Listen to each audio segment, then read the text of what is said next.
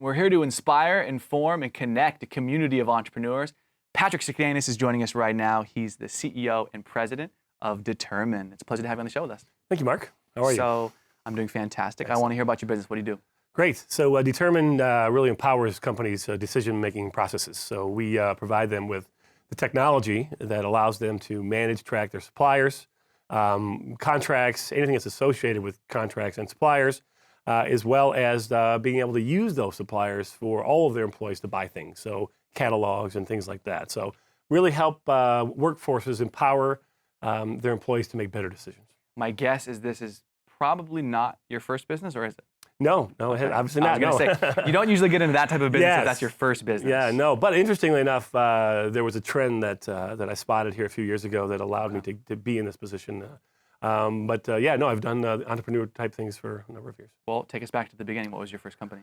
Sure. I want to know what led to this. Well, there's actually a spot before that, if you're okay with that. I actually grew up on a dairy farm, and my brothers are entrepreneurs, and they turned a small, little business into a major production environment. And growing up in that world, I kind of learned to figure out and fend for yourself and be creative and figure out things. So got out of there in the late 80s and went on to start a company in the CRM space, the software as a service type thing. And worked with a New Zealand company who were great entrepreneurs, understood the business, and really was way ahead of the SaaS curve, if you will. Okay. And it was an interesting time, sold the business, went on, did a few other things, and then 2005 founded another company called Force Logics, where we again saw a trend in the space, and was able to take that public in 2010, sold it in 2012. Congrats. And then thanks. Exciting times. Yeah, it was exciting. And then we a little consulting for a couple of years, and then I joined Determine almost 3 years ago, where it was a small little entity, and we've done several acquisitions now to get to where we are today. Well, I want to pinpoint the going public. Sure. Not a lot of companies probably ever will experience what that is like. So break it down. What was it like from your experience? Well, it was a small company. This was 2008, 2009, when there was venture capital money available. However, it was very hard to get at. You had to have a lot of work done far down the road before you'd be able to get venture capital.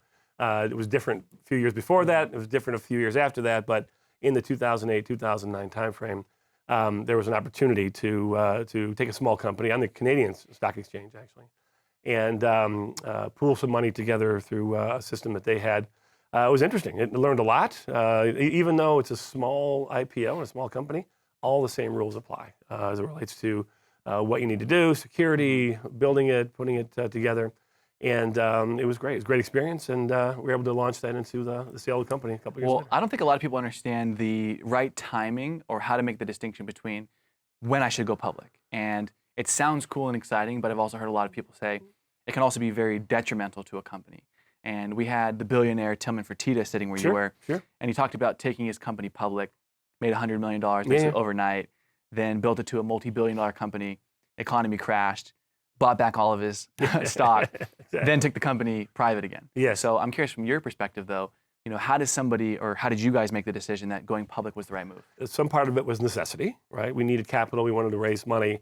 And at the time, venture capital money was tight. There were some opportunities for us to do it, but the valuations that they're willing to give us versus the public market weren't anywhere close. So we were able to actually get the public market excited about what we were doing and pool enough resources together to take the company public. And it actually ended up introducing us to the company that actually ended up buying us. So they were a large investor in the IPO and ended up making the acquisition a couple years later. What do you feel like on your journey has been one of the biggest lessons you've learned? Not a lot of entrepreneurs that sit in this chair have gone through all of the business iterations you have, grown and sold companies like you have, and taken companies public like you have.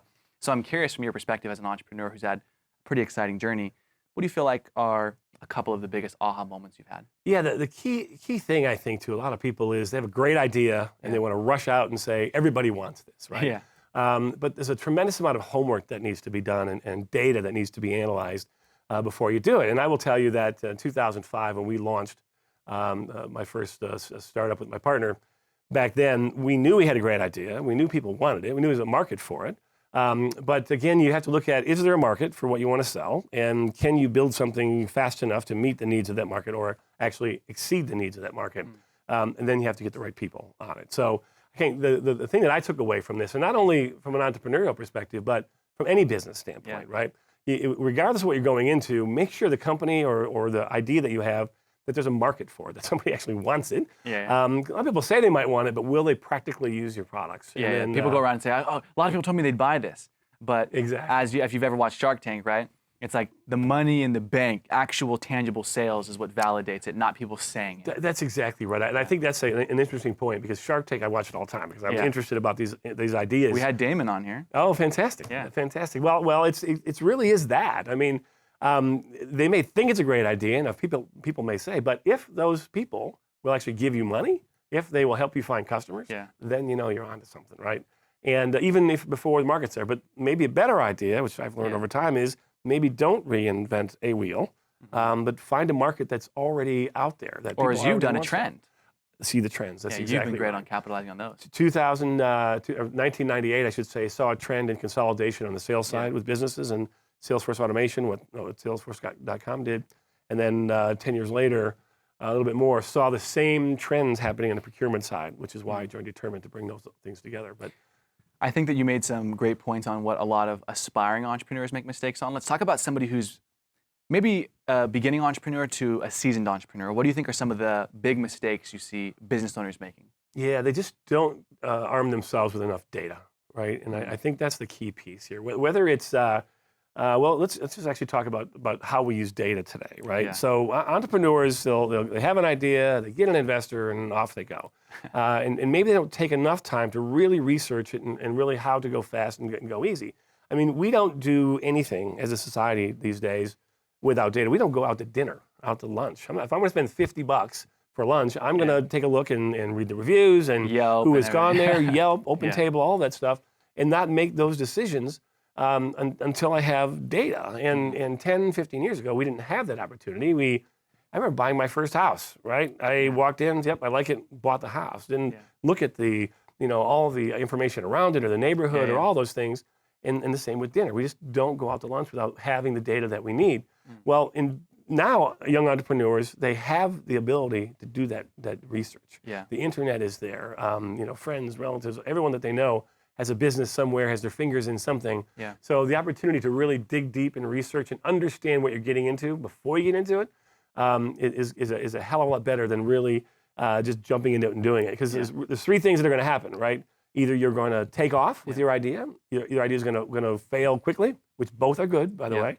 The worst is getting caught in that middle and just trudging on, spending money, and never actually going one way or the other. And then if it drags out, then you got trouble. I 100% agree. One of my friends, Max Carey, was one of the founding board members at Outback Steakhouse. Took it from one restaurant to over 2,000. Multi-billion-dollar company he helped build, and he's for 30 years been a top Fortune 500 consultant. And data is one of the biggest things he always looks for. He says you can't make a true, intelligent, strategic decision without the intelligence and the data to back it. Exactly. And so I love that you brought that up. Yeah. What do you feel like are three things that the first, second, and third year entrepreneurs absolutely must know before they embark on their journey? Again, I think it goes back to some of the things I mentioned.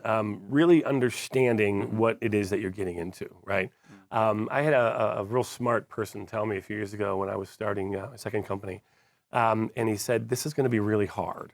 And then you say, "No, I've already made up my mind, and we're going to do this. We're going forward."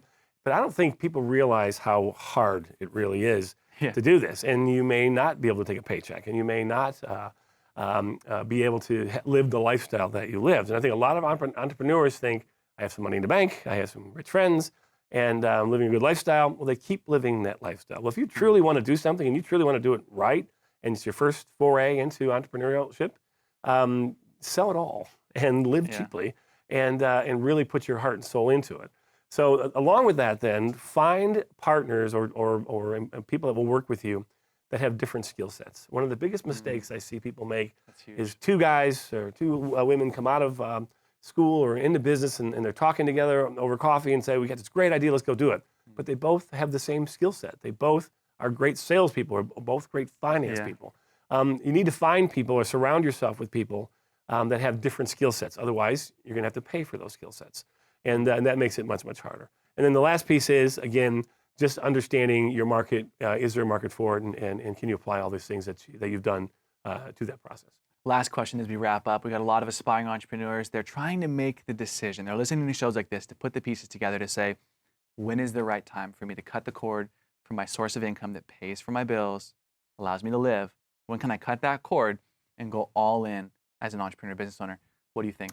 Yeah, you know what? I'm not sure that I always did it the right way, because I was an all-in kind of guy typically. But I got to tell you, if you can, and especially young entrepreneurs coming out of college or maybe a few years with a company, if you can kind of take that corporate job and work it and get experience and learn deep and try to grow inside that company, and then massage your ideas along the way until you think you have the right idea and before you jump ship, and then really try to get other people to do things for you and use other people's money to do things for you until you're absolutely ready to jump ship. The younger you are, the better. It's harder to do it at 45 years old. Fail fast when you're young, right? When I jumped in, things go fast. You lose a little, you gain a little, you're okay. But as you get older, it gets a little bit more difficult.